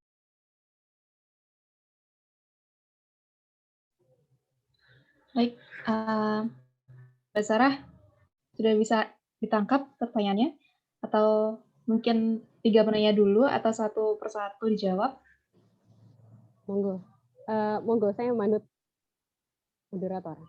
Manut Mbak Lucy. Iya. Baik, mungkin bisa salah satu dulu dijawab satu persatu, Mbak. Iya, baik. Mas Hamka, makasih. Terima kasih banyak pertanyaannya. Ya memang ya, maksudnya saya sendiri juga guru TK. Itu, dan memang belum banyak saya lihat guru TK itu yang laki-laki gitu ya, atau guru PAUD laki-laki gitu ya. Tapi itu oke, nggak apa-apa gitu. Karena memang kalau untuk jadi guru itu kan nggak cuman harus perempuan, tapi juga laki-laki. Banyak para ulama kita kok yang juga jadi guru gitu ya. Bahkan ada salah satu khalifah itu sendiri yang beliau mendidik anaknya secara langsung gitu ya, dari kecil gitu ya, mendidik anaknya beliau secara langsung gitu, mendidik putrinya lah gitu ya. Jadi seperti itu. Jadi kalau menurut saya kalau dalam Islam itu nggak apa-apa gitu, malah bagus gitu ya, malah kalau misalnya si anak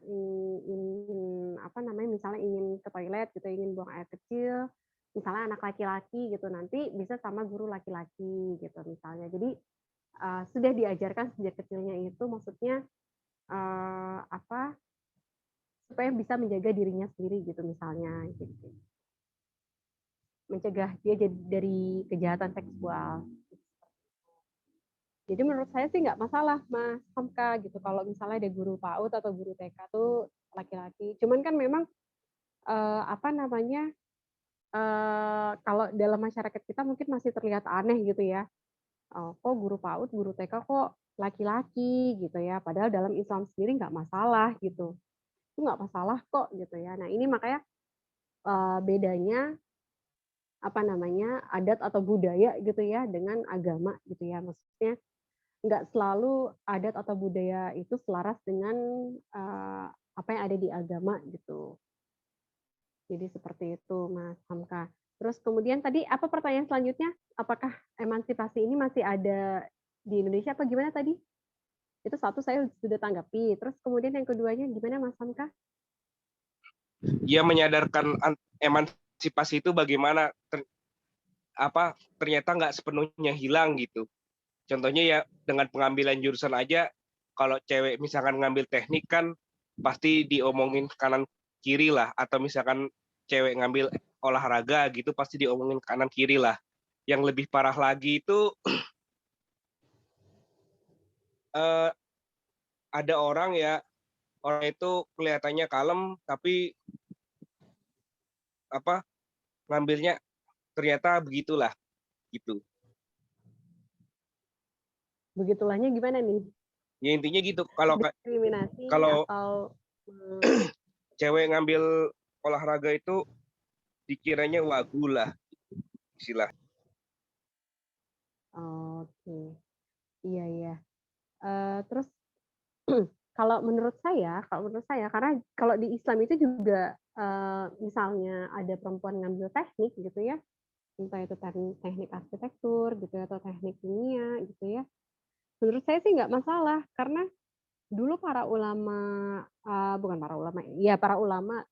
para ilmuwan muslimah gitu yang saya tulis bukunya, ada 10 seri ilmuwan muslimah, kalau teman-teman mau baca, itu meskipun buat anak-anak ya, tapi bahasanya juga bisa bahasa untuk orang dewasa. Jadi mereka itu kan juga orang-orang sains kan, orang-orang ilmuwan gitu. Kalau di kita sekarang harus masuk jurusan teknik dulu gitu. Jadi seperti itu. Kalau misalnya ingin menguasai kayak salah satunya Maryam Al-Asturlabi dalam bidang astrolab gitu ya, itu kan teknik mesin gitu ya. Itu dan membuat astrolab itu nggak mudah gitu, nggak gampang gitu ya. Harus benar-benar butuh ketelitian, kesabaran gitu ya, ketekunan gitu. Karena perangkatnya itu rumit gitu, perangkatnya sangat rumit. Lebih rumit dari sekedar membuat kompas misalnya gitu ya. Kalau misalnya teman-teman ada yang pernah coba buat kompas, lebih rumit dari kompas gitu, astrolab itu. Dan bagian-bagian itu kan harus detail gitu ya, nggak boleh ada yang hilang gitu satu sama sekali, karena antara bagian yang satu dengan bagian yang lain itu dalam astrolab itu saling terhubung gitu. Makanya di astrolab itu sendiri kan kalau dalam Islam itu dia kalender abadi gitu ya. Kalender abadi itu karena tanggal dan waktunya itu nggak akan pernah expired gitu. Jadi seperti itu. Mungkin nanti teman-teman bisa browsing sendiri astrolab bentuknya kayak gimana. Itu mirip-mirip kompas tapi bukan kompas dia gitu. Jadi menurut kalau dalam Islam itu nggak masalah Mas Hamka, asalkan perempuan tahu batas gitu ya. Tahu batas di sini misalnya yang dibolehkan dan tidak dibolehkan dalam syariat Islam itu seperti apa dan bagaimana, batas-batas pergaulan itu seperti apa dan gimana. Teman-teman pasti udah paham lah ya gitu ya.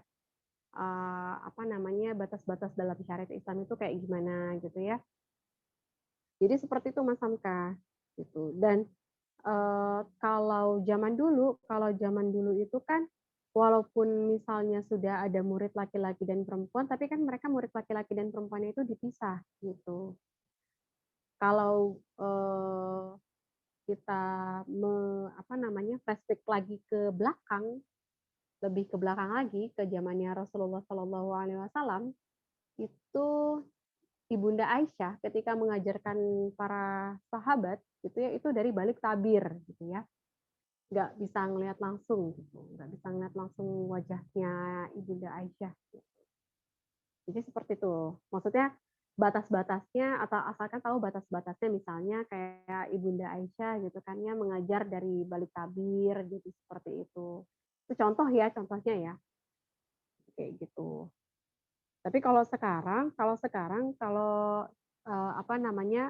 saya baca di Tarbiyatul Aulad fil Islam atau pendidikan anak dalam Islamnya Dr. Abdullah Nasi Ulwan, beliau pakar parenting Islam. Nanti teman-teman bisa cari bukunya juga, itu recommended banget dan lengkap banget Mas Hamka. Kalau itu juga termasuk ada pendidikan anak usia dini juga ada di situ. Cara mencegah anak dari penyimpangan-penyimpangan juga ada di situ. Jadi kalau menurut Dr. Abdullah Nasi Ulwan, kalau yang sekarang misalnya perempuan ingin mengajar bertatap muka secara langsung, itu okay, nggak apa-apa, itu diperbolehkan gitu dalam syariat. Ya asalkan tidak melampaui batas gitu aja. Jadi seperti itu Mas Hamka. Baik Mbak Lucy, Baik, kita ke pertanyaan berikutnya. Semoga tidak puas ya Mas Hamka. siap. Begitu ya Mas Hamka. Kemudian lanjut ke pertanyaan kedua, sudah ada di room chat dari Yumna Tadi Roshida. kayaknya ada yang raise hand lagi deh. Mohon maaf Mbak Lucy. Iya, Mbak Zelika apa Mbak siapa ya tadi? iya Yang Mbak raise hand? Zelika sama Mbak ini tadi Mbak Yumna yang seperti sudah disampaikan di room chat, Mbak. Oh gitu. Iya. Ya. Oke. Baik, saya bacakan pertanyaannya ya. Banyak orang memandang Islam itu mendiskriminasi wanita seperti syariat hijab, aturan warisan, dan sebagainya. Nah, salah satu argumen yang membingungkan saya, dalam suatu hadis menyebutkan bahwa sebaik-baik wanita berada di rumah. Padahal kalau seperti itu justru menghalangi wanita mengembangkan diri. Bagaimana pandangan Mbak Sarah terkait hal ini? Terima kasih. Mohon dijawab, Mbak. Pertanyaan dari Dicari tahu dulu. Iya. Terima kasih Mbak Yuhna atas pertanyaannya. Pertama-tama ketika kita menemukan hadis yang bukan mungkin ya, yang menurut kita terlihat kontradiksi, padahal sih sebenarnya nggak kontradiksi ya, tapi mungkin kitanya yang belum mencari tafsiran lain gitu ya, asbabul wurud gitu ya. Asbabul wurud ini kalau teman-teman belum tahu, asbabul wurud ini sesuatu yang melatar belakangi turunnya suatu hadis gitu. Nah, jadi dicari tahu dulu nih Mbak Yuna, asbabul wurud hadis itu seperti apa dan gimana gitu. Konteksnya dia berbicara apa gitu ya. Misalnya hadis sebaik-baiknya wanita itu berada di rumah gitu. Nah, misalnya kalau konteks hadisnya itu pada saat zamannya Rasulullah itu ada banyak terjadi fitnah gitu. Nah, hadis ini pas gitu. Maksudnya jadi dilihat juga konteks hadisnya, asbabul wurud hadisnya itu seperti apa dan gimana gitu ya. Jadi bukan berarti perempuan itu harus berada di rumah terus gitu ya, bukan. Tapi dilihat lagi asbabul wurudnya itu, konteks hadisnya itu dia berbicara apa, kondisinya kayak gimana, situasinya. Sama aja kayak tadi kita berbicara Kartini, ketika misalnya Kartini ini disebut-sebut oleh ada beberapa pihak yang menyebutkan Kartini ini kontroversi gitu ya, kontroversi terkait masalah keyakinan terutama beliau ya. Kartini ini agamanya apa sih? Kok di surat-suratnya beliau berbicara soal teosofi, terus berbicara soal pluralisme agama, terus kemudian di sisi lain juga beliau merasa dirinya penganut agama Buddha gitu ya. Nah, dilihat lagi konteks suratnya itu. Jadi kita nggak bisa membaca hanya satu surat terus kemudian kita interpretasikan, kita tafsirkan secara letterlek gitu. Kita tafsirkan secara mentah-mentah gitu Mbak Yuna. Jadi seperti itu. Jadi kita cari tahu dulu nih tafsirannya, pendapat para ulama tentang hadis itu seperti apa gitu ya, konteksnya, asbabul wurudnya. Jadi gitu. Karena suatu kejadian gitu ya, suatu peristiwa itu kan nggak mungkin turun begitu aja tanpa ada sesuatu yang melatar belakangi gitu. Jadi gitu. Nah, terus kemudian bagaimana kalau misalnya bagaimana kita menyikapinya gitu, kita husnuzon aja gitu, kita berprasangka baik kita berprasangka baik dulu nih. Oh mungkin maksudnya bukan seperti ini, oh mungkin maksudnya bukan seperti penafsiranku gitu ya. Kita husnuzon dulu ketika misalnya menemukan ada hadis yang seperti demikian gitu. Baru setelahnya kita cari ini asbabul wurudnya, terus kemudian konteks hadisnya itu seperti apa, situasi dan kondisi hadis itu, bagaimana pendapat para ulama, terus kemudian adakah penafsirannya pada ayat-ayat Quran gitu ya. Karena dulu waktu saya S2 di UMS, saya kan juga belajar studi hadis ya. Walaupun saya bukan ahli hadis ya, saya nggak menyebut diri sebagai ahli hadis, tapi ini sekedar sharing gitu ya, membagikan apa yang pernah saya dapatkan waktu di UMS gitu.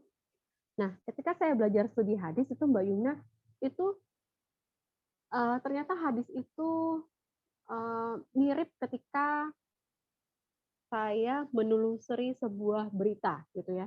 Jadi harus di cross check dulu nih, di cross check siapa periwayatnya, apakah periwayatnya itu cacat atau enggak, apakah hadisnya ini doif, maudhu, hasan, atau sahih gitu ya.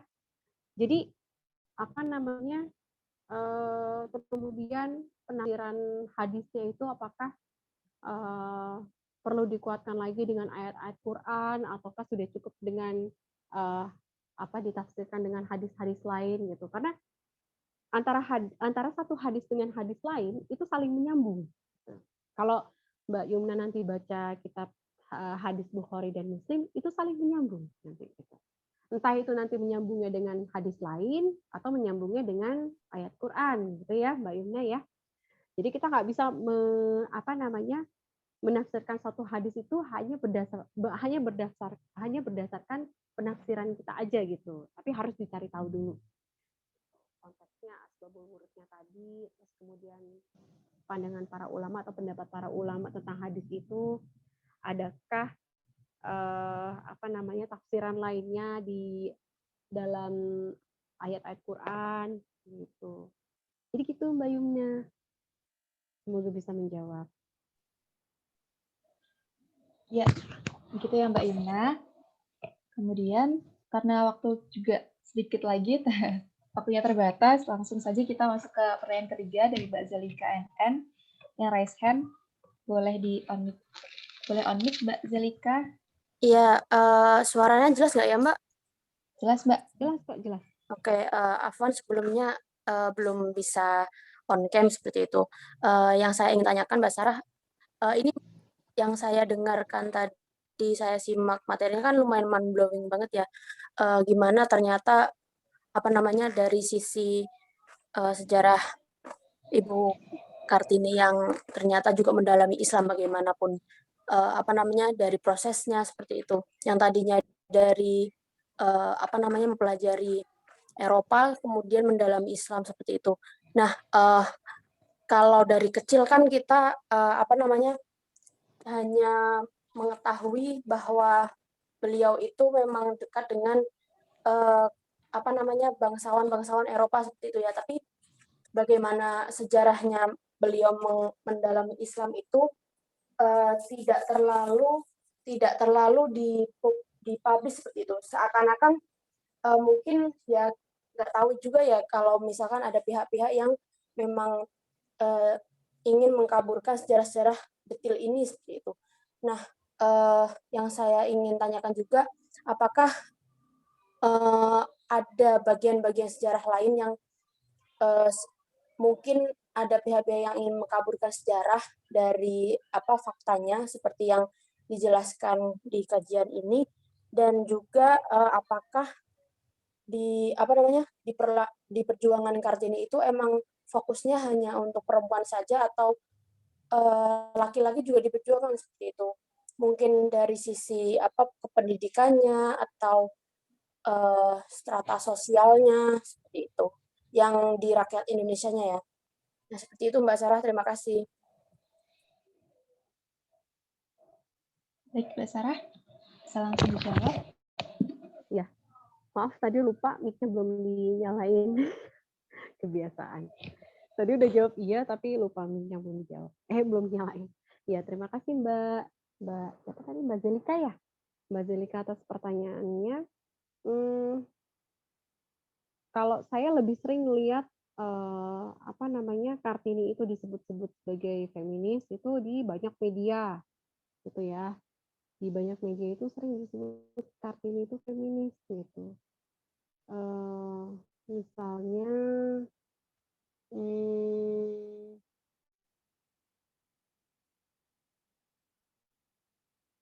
nah ini ada hairstory.co.id. Ini 6 wanita pejuang feminisme di Indonesia, mulai dari RA Kartini sampai bla bla bla bla gitu ya. Terus kemudian pernah juga Kartini disebut sebagai feminis masuk dalam jurnal perempuan ya. Jurnal perempuan ini udah terkenal sejak zaman Orde Baru. Terkenal di saya maksudnya saya tahu gitu. Saya tahu jurnal perempuan ini. Gitu. Ini sejak zaman Orde Baru sudah ada Yayasan Jurnal Perempuan. Nah, ini juga pernah menyebut Kartini itu feminis gitu ya. Padahal kalau membaca kisahnya secara keseluruhan gitu ya, beliau akhirnya kan hijrah gitu ya. Hijrah dari pemikiran emansipasi. Kalau konteksnya dulu kan emansipasi ya, bukan feminisme. Gitu. Dari emansipasi terus kemudian ke Islam gitu. Hanya sayangnya, ini kalau kata suami saya gitu, jadi kami sempat diskusi juga soal Kartini, diskusi kecil. Hanya sayangnya Kartini kan umurnya nggak panjang gitu ya. Itu meninggal wafat di usia umur 25 tahun, Mbak Zelika gitu. Kalau misalnya beliau berumur panjang gitu ya, misalnya Allah takdirkan beliau berumur panjang gitu ya. Tapi ini bukan pengandai-andaian ya, ini bukan pengandai-andaian. Beliau pasti akan meneruskan ide-ide ide-ide soal Islamnya ini gitu ya. Karena itu menarik banget gitu menurut saya. Gitu. Dan sayangnya ya memang pihak-pihak yang hanya memblow up pemikiran feminisme Kartini itu tidak memblow up juga ketika beliau sudah hijrah gitu ya. Jadinya kita mendapatkan sejarahnya tuh setengah-setengah gitu ya. Ibaratnya nih ya, saya kan mengibaratkan sejarah itu seperti bermain puzzle gitu ya, bermain puzzle. Ternyata ada bagian yang hilang gitu. Puzzle-nya ada bagian yang hilang nih, nggak utuh jadinya puzzle-nya itu. Dan kalau misalnya nggak utuh, ya nggak bisa jadi puzzle gitu ya. Nggak bisa jadi sebuah gambar. Karena dia ada yang hilang puzzle-nya gitu. Jadi seperti itu. Kalau misalnya ada puzzle yang hilang, kan kita juga jadi kita ngeliat gambarnya itu kan nggak enak ya kalau ada puzzle gambar yang hilang gitu ya. Kok nggak utuh gitu kan ya. Jadi kayak gitu. Mbak Zelika. Terus kemudian yang berikutnya tadi pertanyaan tentang apa, Mbak? Yang selanjutnya? Tentang ini Mbak, sebenarnya itu dari dulu proses perjuangannya Kartini itu, apa hanya memperjuangkan hak perempuan saja atau ada hak laki-laki yang diperjuangkan juga? Misalnya mungkin, hak pendidikan, kemudian, hak-hak sosial di strata sosial yang saat itu kan ada bangsawan yang dari Belanda dan juga ada yang pribumi kan. Nah itu apakah hak-hak laki-laki juga diperjuangkan seperti itu? Oke. Ya. Jadi memang kalau dalam surat-surat Kartini itu oleh beberapa pihak yang ditonjolkan hanya pendidikan, memperjuangkan pendidikan untuk perempuan ya. Padahal kalau baca surat-suratnya beliau juga berbicara tentang masyarakat Jawa. Masyarakat Jawa ini kan bukan hanya perempuan, tapi juga laki-laki gitu ya. Beliau juga memperjuangkan pendidikan untuk kaum pribumi gitu ya, untuk masyarakat Jawa tadi. Nah, itu kan tadi seperti yang saya baca di suratnya tadi, surat-surat yang tidak diumumkan, berilah orang Jawa pendidikan. Nah, berilah orang Jawa pendidikan di sini bukan hanya perempuan, tapi juga laki-laki gitu. Tapi laki-laki yang kaum pribumi ya, bukan yang kaum bangsawan ya. Karena kaum pribumi ini nggak bisa sekolah sama sekali gitu. Ya karena yang bisa sekolah hanya kaum bangsawan atau kaum priai gitu, yang laki-lakinya maksudnya. Gitu. Jadi berilah orang Jawa pendidikan, berilah orang Jawa. Jadi orang Jawa ini bukan hanya laki-laki, bukan hanya perempuan, tapi juga laki-laki. Gitu Mbak Zelika. Seperti yang tadi sudah saya baca. Nah, terus kemudian, ini juga beliau juga dan masyarakat Bumi Putra amat sangat memerlukan landasan budi pekerti yang lebih baik. Tanpa itu, peraturan pemerintah bagaimanapun baik maksudnya, kalau tidak akan kandas sama sekali, ya hanyalah menelurkan hasil yang sangat sedikit. Karena itu hendaknya dasar-dasar budi pekerti masyarakat Bumi Putra segera diperbaiki. Jika telah diletakkan dan dibentuk dasar budi pekerti yang baik, maka orang akan dapat terus membangun dan menebarkan benih dengan hasil yang sebanyak-banyaknya. Jadi ketika Kartini membicarakan menyebut masyarakat Bumi Putra, itu bukan hanya perempuan, tapi juga laki-laki. Yaitu Mbak Zelika. Nanti mungkin bisa ditelusuri di bukunya ya, di surat-suratnya tadi ya Mbak Zelika ya. Tadi Mas Torik bisa tolong tadi share screen-nya lagi. Yang paling akhir, boleh minta tolong. Yang paling terakhir tadi saya sempat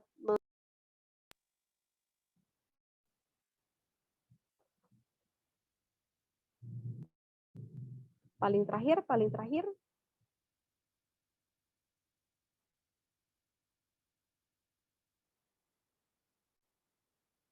Yang paling terakhir itu ada gambar buku. Nah, bisa tolong diperbesar, Mas? Nah, ini Mbak Zelika. Jadi nanti Mbak Zelika bisa baca di bukunya Kartini Sebuah Biografi, atau kalau saya waktu itu ngambilnya dari surat-surat Kartini. Renungan, judul yang benernya itu renungan tentang dan untuk bangsanya. Judul yang benar ya, kayak tadi saya salah. Terjemahan dari Sulastin Sutrisno, penerbit Jambatan gitu. Nah, terus kemudian buku yang paling kanan, yang covernya warna putih, ada gambar batik ya, kalau nggak salah gambar batiknya di bawahnya itu insya Allah mau diterbitkan oleh penerbit Alex Media Koputindo. Ini bocoran dari teman saya peneliti Kartini ya. Jadi sebenarnya buku yang paling kanan ini, Kartini The Complete Writings, itu sudah diterjemahkan teman-teman gitu ya. Sudah diterjemahkan dan rencananya tahun kemarin 2020 itu mau di launching gitu ya, mau diluncurkan. Tapi qadarullah ternyata pandemi, akhirnya belum tahu nih kapan diluncurkan gitu ya, sama Alex Media Komputindo, grupnya Gramedia ya gitu. Nah, teman saya yang peneliti Kartini juga merekomendasikan buku ini gitu. Sempat sekarang juga kayaknya ada masih diperbaiki juga. The Complete Writing. Jadi diedit sama ditranslasi oleh Joe Scott. Nah ini kalau teman-teman pengen cari yang versi bahasa Inggrisnya, silakan gitu ya, nggak apa-apa. Tapi kalau misalnya mau nunggu terjemahan bahasa Indonesianya, mudah-mudahan bersabar ya teman-teman. Nah terus kemudian buku yang di tengah ini ditulis oleh salah satu kerabatnya Kartini, kalau nggak salah cucu dari Rukminah apa Kartinah gitu pokoknya. Dari anak dari ibu sambungnya Kartini. Gitu, Situs Sumandari Suroto. Kartini Sebuah Biografi. Nah, lagi-lagi penerbitnya Jambatan. Nah, alhamdulillah saya punya buku ini. Tapi teman-teman jangan jangan berkecil hati gitu. Maksudnya teman-teman bisa kok mengakses buku ini kemana? Ke Perpustakaan Nasional gitu ya. Bisa akses buku digitalnya ini saya juga ngambil cover bukunya dari Perpustakaan Nasional juga. OPEK buku yang buku saya yang hardcover itu udah disimpan di rak buku. Udah disimpan suami lah. Jadi seperti itu. Nah, di dalam buku Kartini Sebuah Biografi ini saya juga dapat soal data Pandita Ramabai, terus kemudian soal Stella ya. Soal Stella yang sebelumnya nggak saya ketahui gitu, ternyata seorang feminis sosialis, gembong sosialis, terus kemudian aktif juga di Partai Sosialis gitu ya. Terus seorang Yahudi, ayahnya dokter, pegawai pos, nah itu lengkap diceritakan sama Bu Siti Sumandari Suroto ini, Masya Allah ya. Jadi 3 buku ini rekomendasi banget gitu untuk teman-teman baca. Kalau misalnya bisa dimiliki, bisa mungkin nanti bisa cari ke penjual buku-buku bekas gitu ya, atau toko online buku bekas gitu di Facebook atau di Instagram dan media sosial lainnya. Jadi gitu Mbak Zelika. Mudah-mudahan habis ini teman-teman juga baca surat-suratnya Kartini ya. Kadang kita tuh udah malas duluan kalau misalnya halamannya tuh udah banyak banget gitu, menyaingi kamus besar bahasa Indonesia gitu ya. Padahal penting gitu. Dan menariknya dari surat-surat Kartini yang saya baca gitu, beliau tuh menggambarkan sesuatu gitu ya, detail sekali. Detailnya itu sampai diceritakan pantainya berwarna biru gitu ya. Jadi kita Jadi kita ketika membaca suratnya juga ikut membayangkan, wah gitu ya, Masya Allah. Jadi gitu teman-teman. Seru sekali ya Mbak diskusinya, jadi lupa sudah melandang banyak banget ini. Terima kasih jazakumullah khairan kepada para penanya dan pemateri. Mind blowing tadi kalau kata Mbaknya ya. Kemudian semoga pertanyaannya bisa mewakili pertanyaan-pertanyaan yang lainnya, misalnya peserta yang lain. Kemudian saya ingin memberi sedikit kesimpulan untuk materi pada malam hari ini. Barangkali ada teman-teman yang baru masuk, gitu. Jadi kalau kita mengkaji sejarah ya, kita perlu mendudukkan diri pada sejarah pada masa itu juga gitu, bukan masa kini. Jadi sudah tidak relevan lah gitu kalau kita dudukkan pada masa kini dengan masa lalu gitu kan. Jadi memang pemikiran Kartini itu dipengaruhi oleh, kita tidak bisa menafikan diri bahwa pemikiran Kartini bisa dipengaruhi oleh beberapa hal gitu. Salah satunya dari Pandita Ramabai Dongre tadi, yang buku-bukunya yang disediakan oleh ayahnya, kemudian dari Stella, teman pena Kartini, yang seorang feminis sosialis. Awalnya memang beliau adalah seorang pejuang emansipasi. Namun pada zaman Kartini, istilah feminisme itu belum ada gitu di Indonesia. Meskipun di negara barat, istilah feminisme itu sudah ada. Kemudian beliau bertemu dengan Syekh Soleh Darat, yang kemudian berikan beliau kitab tafsir ya untuk Kartini yang ditulis dalam bahasa Jawa. Namun sayang sekali beliau Syekh Soleh Darat ini mungkin bisa dibilang sudah dipanggil Allah duluan seperti itu, jadi belum selesai beliau merampungkan tafsirnya, dan sudah dipanggil Allah. Kemudian lama-lama beliau Kartini memahami bahwa masyarakat Barat tidak teratur itu gitu. Kayak mereka minum-minum, mereka main perempuan, dan lain-lain. Kemudian Kartini jengah, beliau hilang rasa kagumnya pada masyarakat Eropa yang jauh dari adab, dan dibandingkan dengan masyarakat Jawa pada waktu itu. Ada perubahan drastis di pemikiran Kartini, baik sebelum hijrah maupun setelah hijrah gitu. Setelah tadi bertemu dengan Syekh Soleh Darat, berkat kakaknya Kartono, beliau juga banyak berjuang ya. Perjuangan Kartini juga salah satunya beliau membiayai beasiswa Agus Salim, yang seorang Masyumi, seorang dari Partai Masyumi seperti itu. Jadi memang beliau memang dulu tergerak dengan emansipasi, namun pada akhir hayatnya, sebelum akhir hayatnya, dia sudah hijrah seperti itu. Jadi alhamdulillah sudah tercerahkan seperti itu ya dari Mbak Sarah. Terima kasih untuk insight-nya. Begitu.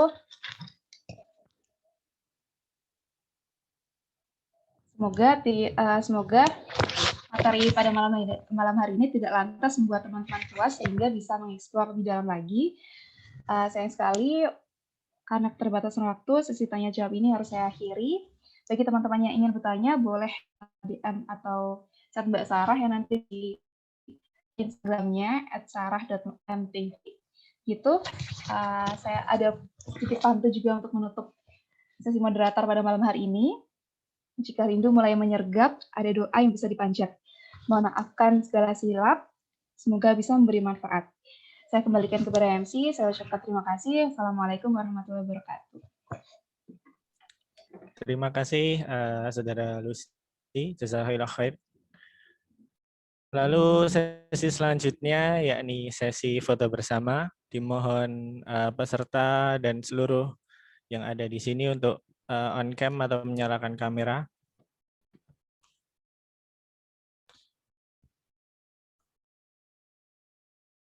Dimohon sekali lagi untuk seluruh peserta maupun panitia yang ada di Zoom ini untuk on cam.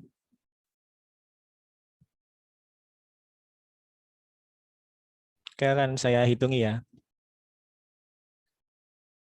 1, 2, 3.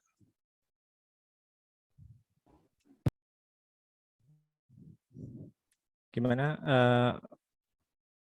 Apa? Gimana operator? Sudah dianu?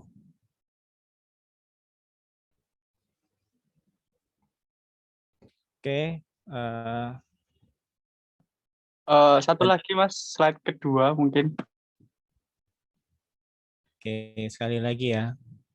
Slide kedua. Saya hitung ya, biar on cam lagi. 1, 2, 3.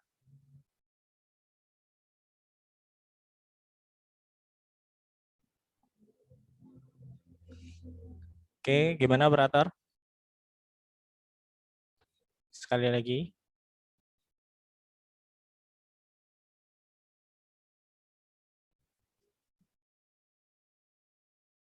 Oke, untuk slide ketiga, sekali lagi. 1, 2, 3. Oke, cukup sekian untuk sesi foto. Hadirin dan hadirat sekalian, alhamdulillah kita sudah tiba di penghujung acara pada malam hari ini. Semoga diskusi pada malam hari ini bisa memahamkan kita, merefleksikan kembali marwah perjuangan R.A. Kartini terhadap perempuan, bahwa perjuangan beliau tidak membawa narasi feminisme yang saat ini banyak dikaitkan dengan perjuangan beliau.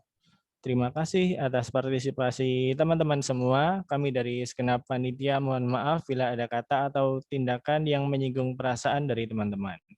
Saya mewakili segenap panitia yang bertugas mohon undur diri. Terima kasih dan semoga kita bisa bertemu kembali pada acara berikutnya. Wassalamualaikum warahmatullahi wabarakatuh.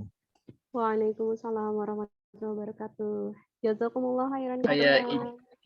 Panitia dan peserta. Terima kasih Mbak. Oke, bagi Sami.